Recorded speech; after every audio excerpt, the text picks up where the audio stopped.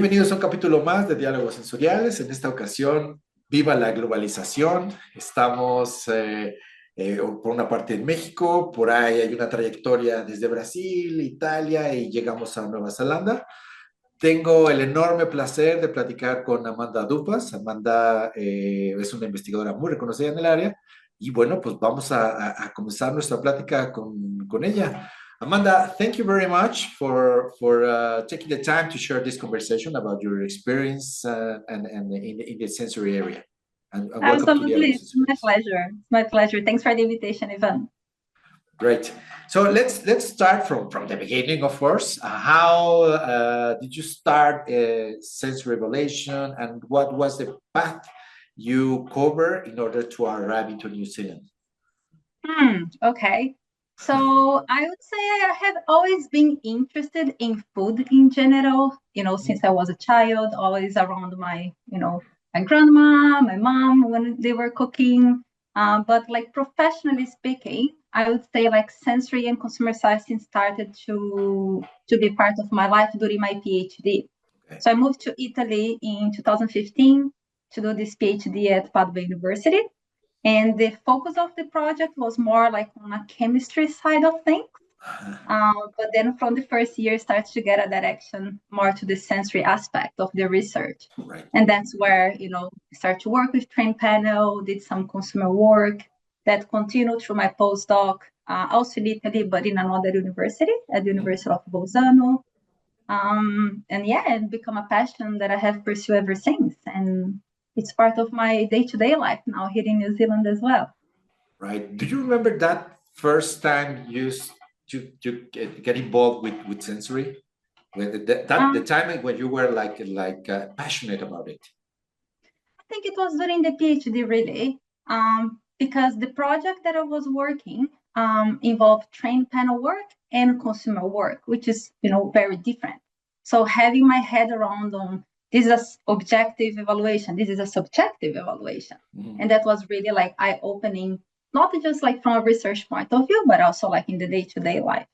And during my PhD, I also did the Wine Sommelier course, which has a different, perspective when you are evaluating wine in this case. And I just really like it. Yes, but as you mentioned, during your childhood, taking time with your mom and grandmother, so that let's say wake your curiosity about your senses, about the thing you are perceiving, and etc. Now, how different is in your case that perception? Well, I can't eat the food without thinking about stuff anymore. Which I think was better to an extent, you're just eating, you enjoy it, you're not overthinking. Right. But now when I eat food, when I drink wine, sometimes I try, but it's quite hard. But you always think about, this wine must have been to malolactic fermentation, or, oh, this is a oak wine. So you start to think about processing and molecules and why I'm perceiving this and that. So definitely change. I guess is stronger, is stronger than me. Yeah, sometimes the people who is with you, they don't agree that with that behavior. I have some people that they are like very descriptive, and their family is like, why are you saying that? Don't worry, just eat it. But it's just like you said. It's now that we are aware, we want to go in deep into the plate of the food. Yes, and I think like in the past when I just got my certificate as a wine sommelier, people in my family are like, "Oh, let Amanda to choose the wine," and I was like, "Well, yes, I'm fine. I'm happy to choose the wine, but you guys can choose it and we just enjoy it, whatever the wine is. If it's good, if it's bad, if you like it, if I don't like it, that's totally fine. Right. Like it's about enjoying the product." Not like just thinking about the science or the quality or the taste. Yes. So the consumer part is very important. So 100%. So, and speaking about that, with your experience in consumer food, what has been the most, let's say, surprising learning about the human perception? that you discover through the past of the years? Well, I guess one interesting research that I have done here in New Zealand was involving two different cultural groups, so Chinese versus New Zealand Europeans. And I was amazed to see how these two population groups enjoy and like completely different types of product. In this project, we work with drinking yogurt, which is not very popular in New Zealand. You can find a couple of products that are like drinking yogurt. Majority of the yogurts you find here is like spoonable type. So in New Zealand, people eat the yogurt, they spoon and eat the yogurt. And in China, they also have some spoonable ones, but it's more popular to have the drinking type where, you know, you just shake it and drink on the go, having the office more like as a snack. And in New Zealand, it's more like part of the breakfast and, you know, different consumption types, but also the sensory perspective is what was very interesting. And in China, the level of sweetness that they like in products is quite higher compared to the sweetness New Zealand people would like to have in this product category. Also the thickness. If you think about the drinking type, like in Brazil, we have many options of drinking yogurt, and it's quite runny. You know, you can, you know, shake the bottle and drink it without a straw. You can just drink it straight from the bottle. But in China, the thickness of this drinking type is quite thick from what I'm used to have, for example, from, you know, in Brazil. And they use usually a straw. So texture-wise, very different compared to what New Zealand Europeans like it, but also the sweetness level, that was quite surprising to me.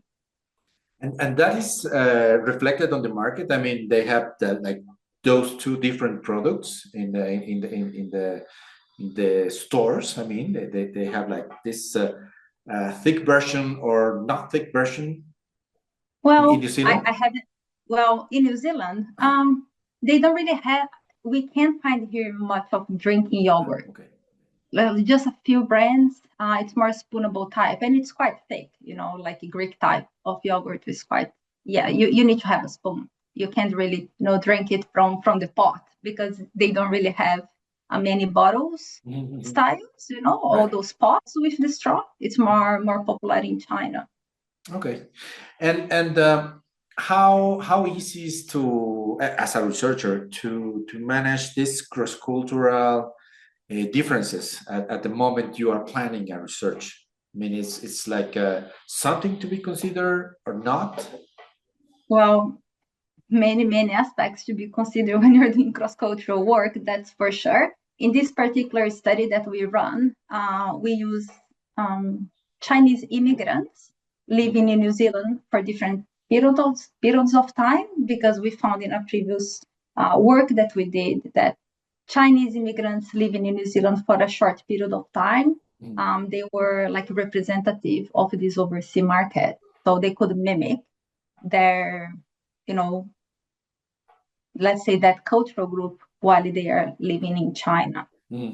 So period of time, it's if you're working with, you know, immigrants, that's something to consider, how long this specific, you know, target market have been living in the country, host country. If you're using the questionnaire in their own language or if you're using in English, that's something that also we found. There are nuances in the translation that sometimes can be missed, or even the meaning of the word that has a connotation that doesn't have, you know, in English, like umami, for example. You know, umami in English is, you know, it's a basic taste. It's defined as the savory, you know, taste, you know, the taste of monosodium glutamate. And when you see the translation of umami in Mandarin, in Chinese, has this positive connotation of something that's yummy, that's tasty. So when we had this study and the Chinese immigrants tasted the yogurt that they liked, they said that it was umami, even though it was not umami in terms of the sensory characteristic per se. Whereas the New Zealand Europeans associate umami, which was like that salty, savory connotation with the yogurts that they dislike. So here you already start to see like how a word, even though it was translated in Mandarin, because of this connotation. There is, showing the cross-cultural aspect when they are tasting that specific product. Right. Wow. So besides the questionnaire, besides language, besides all the, let's say, customs for everybody, how a researcher can go in deep, like to truly understand why they like or dislike the product in a general way, of course. Yeah. Well, you need to understand about, values of these consumers, their consumption habits. There are so many considerations you really need, occasion of consumption, situational context. There are so many aspects you need to take in account when you're running cross-cultural study. So that was a project that we did some years ago now. And yeah, we are going to start a new one very soon, but in the plant-based milk alternative space. Mm-hmm. So watch this space. Wow. And okay, I have a lot of ideas now speaking about that, but how in the cross-cultural, sorry that I am still in the cross-cultural, but it's like something that we saw during a conference on a paper, and we normally don't realize about how difficult can be that, right? Because we are like, in my country, I eat what I used to. And how can you relate that, let's say, liking and responses or emotional responses, and what will be the most complex relationship you have found between the sensory attributes and the emotions that the consumer evoke? Well, for this project, there was an interesting cross-cultural difference for the emotional response. When the Chinese consumers tasted the yogurts that they liked, they felt that they did not like, they felt guilty because the product was so bad or they didn't like it. So they felt it was guilty, taste the yogurts they didn't like. Whereas the New Zealand Europeans felt guilty because the yogurt was so good, probably was not healthy. So they felt like a guilty pleasure. So that was already, a cross-cultural difference in terms of emotional response, even though both groups kind of like the products in the same way. But then that's where you start to see differences because, we know already that we need to go and see beyond the liking. So emotions really bring those aspects that we can't really see, with asking how much do you like or dislike the product. Right. It's not easy. Like, okay, this is a nice product. I made it with I don't know, with a perfect modeling, and that's it. There are other stuff like the vessel or whatever. Okay. Yes, and then you start to see, correlation between the emotional response, the liking, and also the sensory attributes, and what sensory attributes correlate with those emotions. Most of the time we see positive emotions being correlated with positive sensory attributes, but then you start to see those nuances, as I mentioned, the umami and so on. Okay, and okay, let's go back a little. Why did you decide to go out your country? I know it's an opportunity. From Brazil. Yes, but why other countries and not the Brazil, for instance? Yeah. So I did my bachelor's in agricultural science in Brazil, and then I did a master's in nutrition and food, also in Brazil. When I was finishing my master's, I started to think about, I think I like this thing called research, and I would like to explore a little bit more. Then I started to look at opportunities for scholarship. So I applied in different universities, different countries. And then I apply also for this university in Italy, University of Padua. And that's where I have been accepted. I got a scholarship from the Brazilian government to fund this research. And that's why I moved to Italy, to do my PhD. And I have always been interested in wine. And that was an opportunity, to bring my passion into, a possible career that I would never imagine would take me, that far. And moved to New Zealand. So I stayed in Italy for about 5 years, did my PhD, then did my postdoc, always about wine and wine-related, products.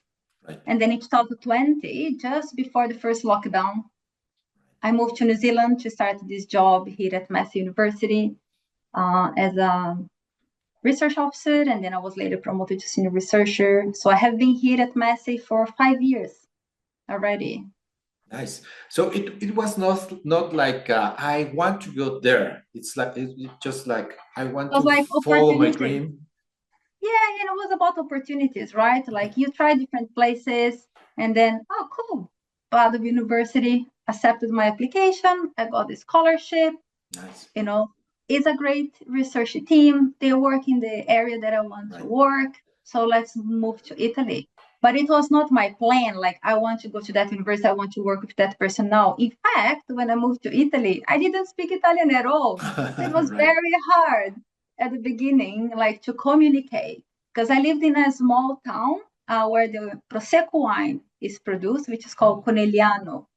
And that town is very small. So as you can imagine, you put your foot out of the campus, no one speaks English. So I really needed to learn the language to be able, to communicate, to go to the grocery, to go to the bakery, just like, do life out of the university. So yeah, definitely it was not like a planned thing. Okay. Opportunities appears and I just grab them. Nice. And the wine, as you said, it was like not your partner as well, that you are always carrying a bottle, but it was like with you, that's the product that has been walking with you, let's say, through this path of a professional career. Yes. Now you are and sommelier.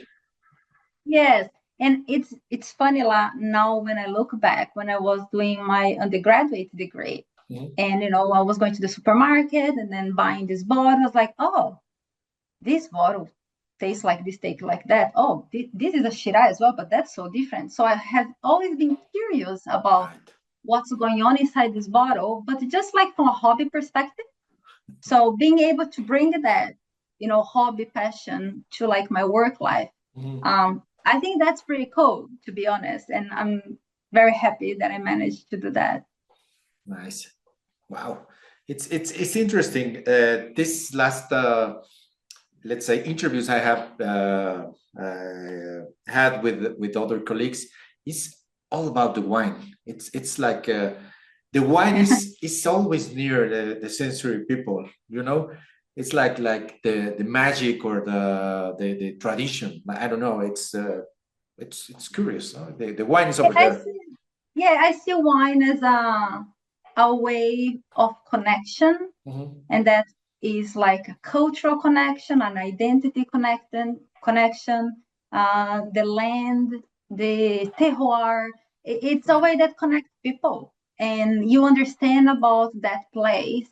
That's how I say it. You understand about that culture, that place, people, when you are tasting the wine from that region. So yeah, I guess I have a more ludic overview about the wine. I don't see wine as an alcoholic beverage only. That history, that's passion, that's hard work, sweat. So many hands touch those grapes. So many hands, were involved to make that product that's in a 750 mils bottle. And yeah, every time I open a bottle, even honestly, I feel honored to be opening that bottle because I know the hard work that's involved. So it's beyond an alcoholic beverage for me personally. Right. Yeah, I totally agree. It's of course it depends on the amount, but it's if it is for exchanging like a time, it's like the sensory experience. It's not just drinking. It's like let's try it, let's smell it, let's sing and etc. And all the experience around the wine. I agree. Yes, and I guess the experience starts from the moment you buy the bottle, the label, and then you open the bottle. Here in New Zealand is very popular screw cap. So easy to open. You don't really need, the wine opener, the screw cap. What is the name of that in English? Yeah, I think it's a wine opener, isn't it? Yes, yes, wine opener it can be, but I will put the word here in English. I Yeah, forgot as well. forgot the name now. And But in Europe, is more popular with the cork, so you really need to. So all that, let's say, magic in opening the bottle, you don't have much here because it's usually screw cap. yeah, it's corkscrew. It's corkscrew is the That's name. it. Thank you. And the speaking about that, people normally say that okay, if I don't need this, if it don't has the cork, it's not good that wine. As a sommelier, how can you tell that is not true? No, well, I guess that's, there are lots of fake news around. There are lots of beliefs that we grow up with or things we see in the media. I mean, how that can be true, right?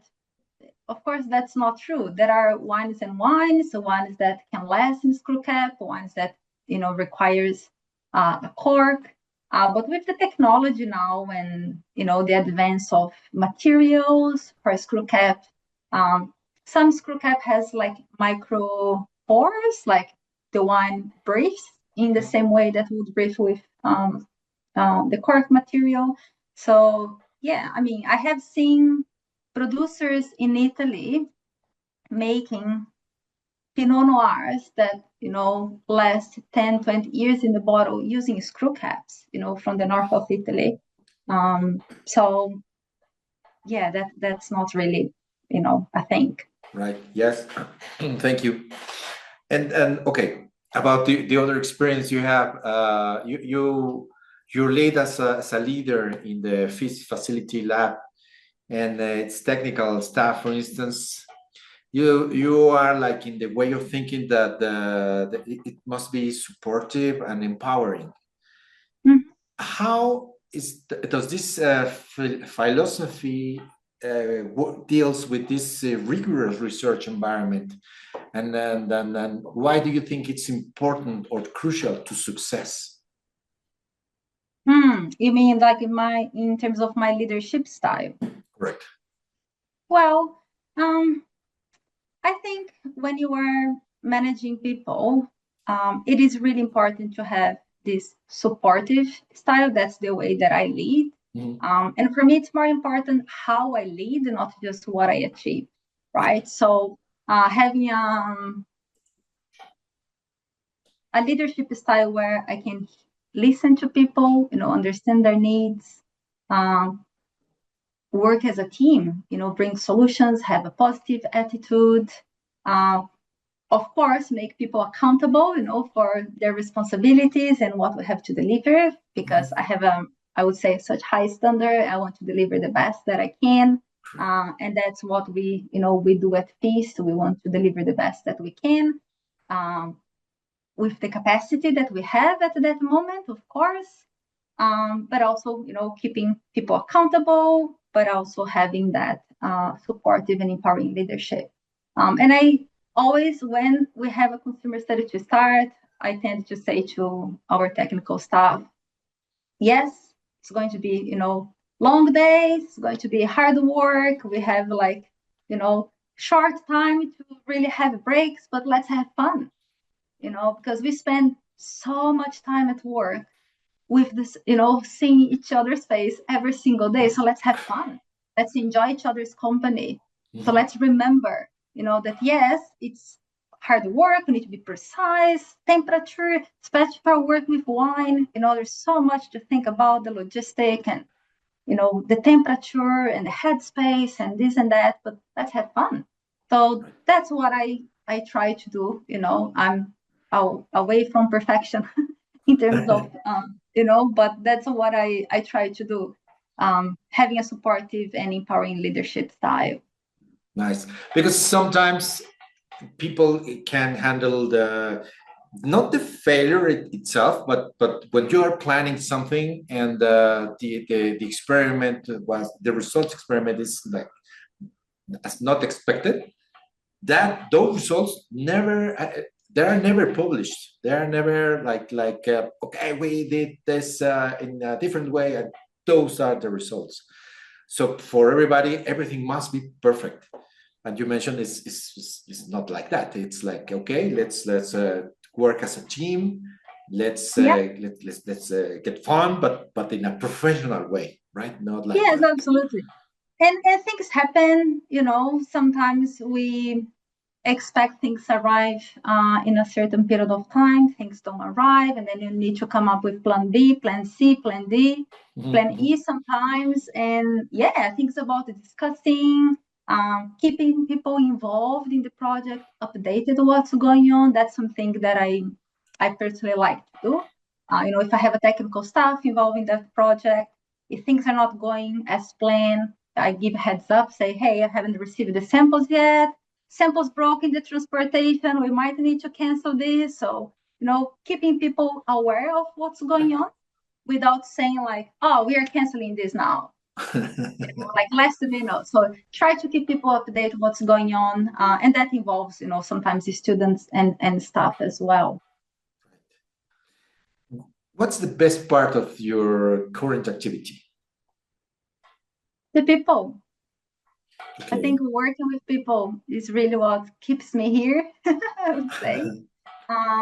Really enjoy the team, the relationship that we have built over these years. And it's fun. I like the diversity of the projects that I worked. I like the teaching aspect of my job as well. I also contribute to some teaching for the food technology degree here in the Manawatu campus. Don't like the marking, but like the teaching. Okay. But I think because like my job is like has the teaching, has the management of the facility, and has the research. Hard to put in percentage of that, but we usually say 70-30 research teaching. But yeah, I think like the thing that I enjoy the most is the dynamic aspect of my position and the people that I work with. So if you need to define sensory evaluation where you apply wine, for example, but just to get some barrier, not so general, how can you define the sensory evaluation of wine? Yep. But in which sense? Like, what do you mean? Like, for instance, okay, let's say I'm just meeting you and okay, what are you doing? I'm doing sensory. What is that? Oh yeah, like what you explain. Yeah. Yes. Well, I usually say that I research about what people like, what people prefer, what are the drivers of those choices. So has like a consumer behavior psychology side of things, but also the sensory how product tastes like. That's usually how I explain, like Okay. for someone that's not in the area. So I try to help the industry to understand what consumers want, what consumers need to drive success for their products, for the products not just to be successful in terms of being launched in the market, but to stay successful in the long run. Right. Nice. And what are your thoughts about these new technologies or methods like dynamic but not entirely dynamics, the rapid methods used in wine sensory evaluation? Do you think they can replace the traditional or they complement those traditional methods? I don't think a replacement. I think more as a complement. They have different pros and cons, I guess. If you need data that's more robust, if you're aiming, for example, to correlate with chemical data, you really need, QDA, like a trained panel work. Even though some people correlate with consumer data, and I think that's totally fine, but I think they have different goals. Rapid method is rapid, is fast. You can get the data with less resources. Trained panel work is expensive, requires a long time, to train people, to keep the panel, up going. If you don't really have those resources, then yeah, I think a rapid method would be an alternative for that. So it depends, but it's not one's not replace the other. I mean, it Yeah, depends on what you want to. I think both can work together. Then they all have their pros and cons, really. Mhm. Okay, let's go to this comparative questions. Please let me know which one do you prefer. Okay. I will start with the very, very easy one. Tea or coffee? Coffee. Red wine or white wine? Oof, that's difficult. Depends on the season. Okay. Because now it's winter here in New Zealand, I would say red wine. Okay. So if it were another station, will be like the white Well, one. during summertime, I tend to drink more white wine or rosé wine. So if Okay. it was summer, I would probably say white. But because it's cold here, see, like long leaves, and it's quite cold here in New Zealand, I would say red wine. Nice. Well, you've already mentioned that. Traditional descriptive analysis or rapid methods? I would go for rapid methods here. Hangi or churrasco? Churrasco. Tetra testing or triangle test? I think I have used more triangle tests in my, in the projects that I work for. Have used tetrad more like for the teaching when you're, Okay. Explaining to the students the difference of discriminative tests. But I would go with triangle. Okay. 9-point or 7-point scale for consumer testing? Well, I would go with 9-point scales because that's the one that we use here for most of the time. I guess you have more discrimination, people would say, more points in the scale, more discrimination. So I'd say 9 points. Analytical or consumer testing? Oh, consumer testing. Kiwi or acerola? Ooh,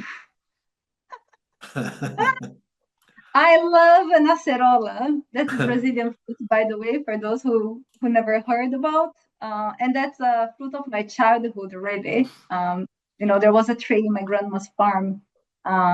Remember like growing up and eating acerolas directly from the tree. But I really like a good kiwi fruit here in New Zealand. It's the leader in the production of kiwi fruit. And now it's the season for the red kiwi fruit, which is quite beautiful inside. But I guess I will need to choose acerola. I never tried the red kiwi. Yeah, it's beautiful. Okay. It is quite pinky and ruby color inside. Have you tried the golden? Yes, that yes. So it's similar to the golden in terms of sweetness and texture, but it's a little bit more grainy, I would say. So golden is still my favorite of the three. But the red one it's nice to try. If you come and visit, of course I'll do that. Time of day, because that's the season time. Okay, nice. I will include New Zealand for my future traveling. You should come and visit us, really. Right. Perfect. I'll do that. Parametric or non-parametric statistics? Depends, right? Depends on the data that you're really working. I don't think I can choose here. Okay. Preference mapping or PLS? I have used both. I think I like preference mapping more. Okay. So I would choose that one.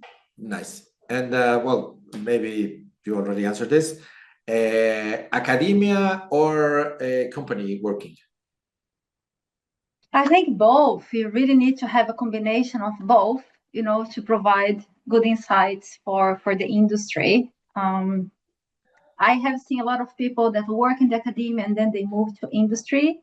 Other people go to industry and then come back to the academia, and stay in this movement back and forth. I haven't been to industry yet, even though I work with a lot of companies. Hard to choose. I think you really need both. It's important to have both, I guess. Well, thank you for your answers. It's important because there is a gap in the academia and the industry. There are like no relationship at all. It's like if there is a relationship between the students can be like more empowered about the industrial process, for instance, not only the research. Right? Absolutely. And it is interesting to see like some sectors, like primary industry sectors, like they interact more with academia, other sectors interact less. Here in New Zealand, there is a research institute, which is the wine research institute of the country, called Bragat Research Institute, and they collaborate a lot with universities. And then I think it was last year, I was invited to be part of this workshop to help to design the New Zealand wine strategy, like the strategy of research for the country. And we had like the team academia and the team industry. And it was really cool to see like the interaction and the discussion. So they understand what we need, what are our challenges, our difficulties. And we understood what they need, as an industry and how we can help them. So I think having this interaction is really, really important. And, like that's what I think other, sectors should be doing as well. Right. Agree. And speaking about people who do research, or a person who does research, what do you expect or excites you most about the future of the sensory evaluation? And how can sense, well, maybe this is another question, but how those tools will improve our lives? Well, now it's the AI generation, isn't it? So I think AI will, it's here to stay. Scares me a little bit, I have to say, about the extent that this can take, the direction that's going. But I think one thing that interests me the most about sensory consumer science is that we are constantly evolving. We as human beings are constantly changing. So I think it is a field that will never stay as it is. I think is a science that will keep evolving. There was a discussion around the definition of what sensory science is. I think it was during Eurosense last year. Redefinition of is it sensory science? Is it sensory science and consumer science? Is it sensory consumer science? How we define that? So I think it is a field that is constantly and will be constantly changing because, we are complex species. Right. Yes. Okay, if you have to give an advice to the next new researchers of sensory consumer insights, for example, what will be that advice that you can share with them? Well, I would say choose an area that you are interested about, but be open to explore areas that you perhaps don't think you would be that passionate, because we can be surprised. You start to work with something and it was like, that actually happened with me. I always work in the wine sector before coming to New Zealand. And then one of the reasons why I actually want to work here is because I would have the possibility to work with different food product categories. And once you work with different product categories, you work with different methods. You learn different techniques. You think about different sense attributes. So I would say be open, be curious, and grab the opportunities as they come. But don't be just waiting for the opportunity to come to you. I think you need to have initiative, go and talk to people in conferences, go and introduce yourself. Go say, hey, I have seen the paper that you publish. I really appreciated this, and that. Or, I am also working on the same product category. Do you have a time for a coffee? I think you need to create opportunities, for network and use these conferences as a tool. We have Pangborn coming very soon. So for those who are going to Pangborn, approach people through LinkedIn before you go to the conference, or send the message through the app. I'm sure it will be an app. Usually the conferences have, the conference app. send a message. So be curious, create opportunities, and yeah, that's what I would say. So networking is an important issue for sensory. Well, I think you're that example. I mean, you are like from Brazil. You pass through Europe. Now you work there, and people can imagine. Okay, how can I do something like that? But the networking is important. You met It people. is absolutely. And I knew that this position here was open in 2020 because someone that I worked in Spain, shared with me. So, oh, there is this position that a colleague from New Zealand sent to me. Have a look. So you start to work with people from different places. People will think of you. Oh, this position sounds like Amanda or sounds like Ivan, or oh, I thought about this person when I saw this, and that's when things start to happen. But Right, you also need to be available and approachable, right? Because you can't expect people just come to you, with the answer or, right. everything. You need to, yeah, I guess, be available and talk to people and express your interest and curiosity, right? Right. Yeah, like you mentioned, that paper or a book is a tool that you can arrive to that person and say, "Hey, can you sign my book? I love your work," or Yeah, just speaking freely. But normally, sensory people is shy. I mean, it's I think for me it was so. difficult. For me, it was difficult to approach. The first time I saw Hal McPhee was like, wow, can I speak with him? And he was very, very, very kind. So but I was shy.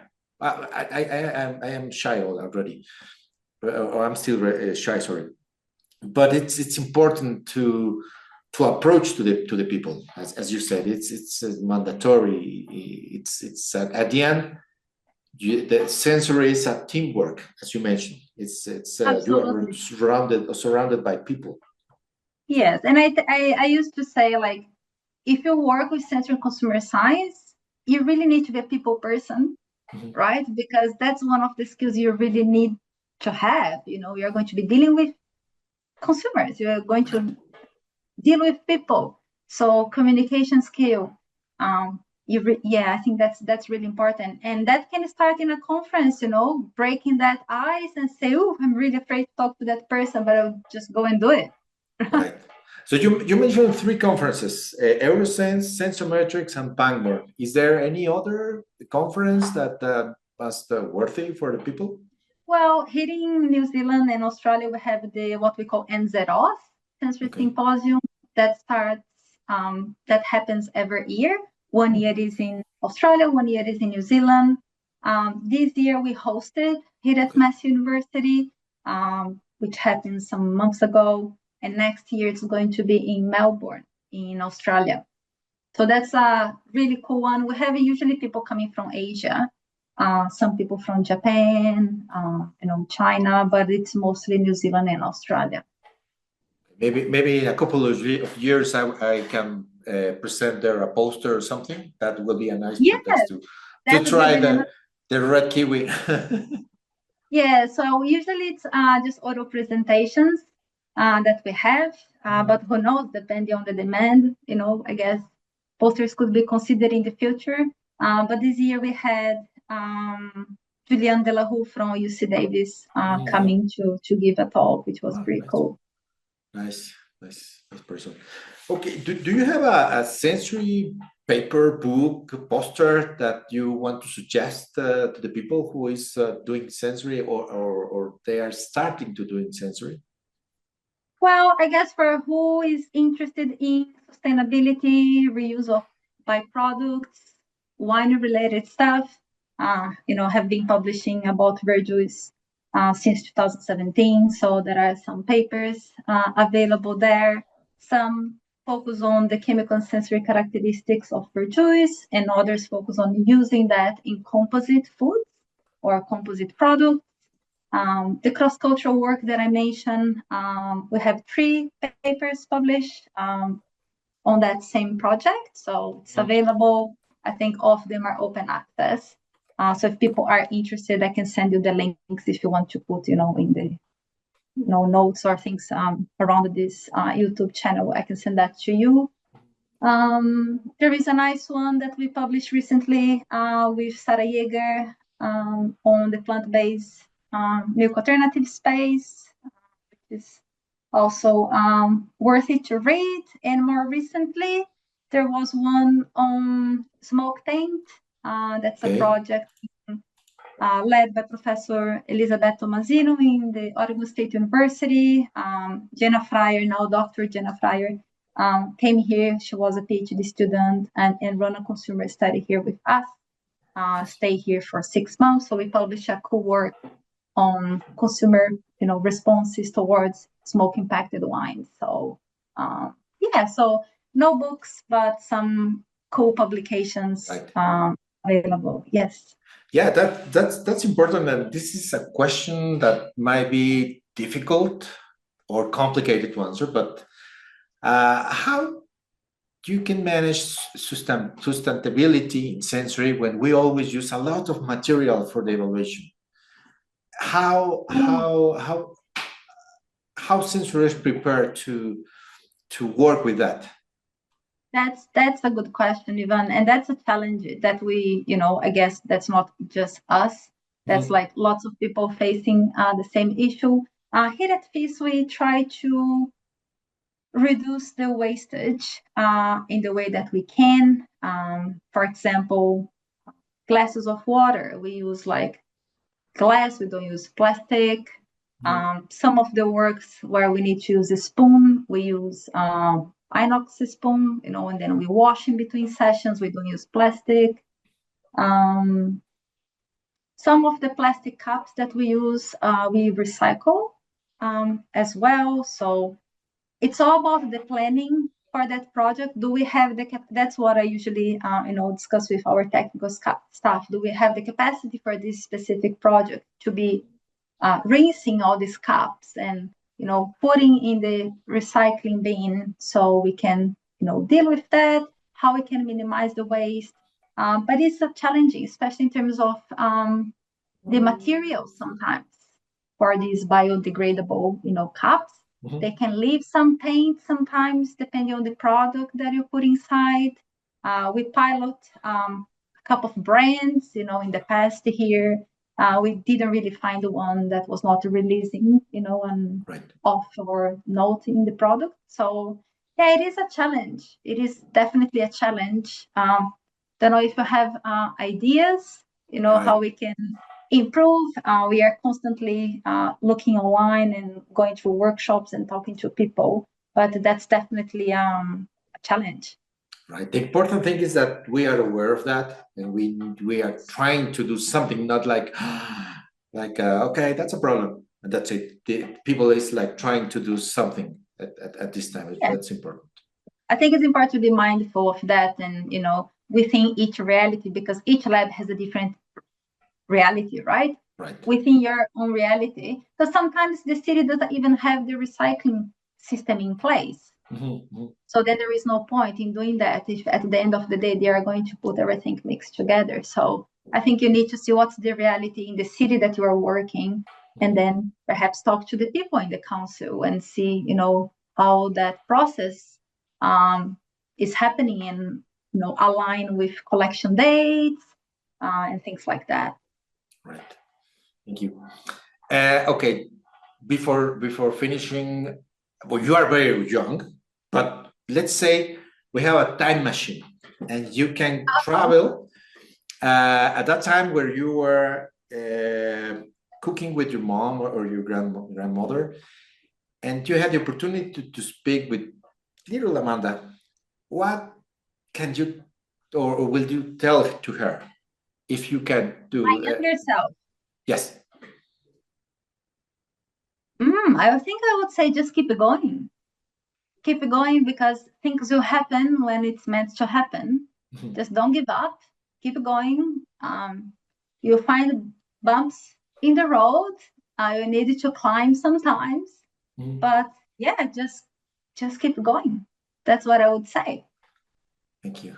Okay, and to close this chat, is there anything you would like to share about how your work has changed your own, let's say, appreciation of or awareness of your senses in your personal life? Hmm. Oh, I think we touched that a little bit. I think after you start to work with sensory and consumer science, um, I think it's normal that you start to be more critical, about certain foods and you start to reflect on ingredients and pairing and things like that when you're eating. But one thing that I try to do, if I am with friends that are not sensory and consumer science scientists, I just try like, let's just enjoy this, don't overthink, because Uh-huh. we can be picky sometimes if you start to think too much about it, right? Right. Even in the wine space, when you go and choose a bottle, just enjoy the wine, don't think too much about, unless I'm of course in a, you know, judging panel and then I need to have a different, eyes, but yeah. I try to be like, yep, I'm not working today, I'm not working now, just Right. enjoy it. Right. Thank you, Amanda. It has been a pleasure to speak with you and to see you. And is there something else you want to add? Oh, no, not really. Just curious if you're going to Pangborn. So what? Sorry, to what? Just curious if you're going to Pangborn, Ah, the yes. conference. Yes, I'll be at Philly. Yes, of course. So I'll And see you very soon then. perfect. Yeah, let's share a glass of wine, for instance. Uh, Yes, that well, at this part of the Ecuador will be like wine, white wine, right? white wine because I think it'll be summer there, right? Yes. Yes, so white wine indeed. Let's do that thing. Thank you so much for your time again, and see you in a couple of months. Yes, my pleasure. Thanks, Ivan, for the invitation. Okay, see you next time. See Eh, you. a ustedes muchas gracias por vernos. Si les gustó, denle like y compartan. Si no, simplemente no digan nada. Nos vemos en la siguiente edición de Diálogos Sensoriales. Hasta luego. Chao, chao. Ciao, ciao.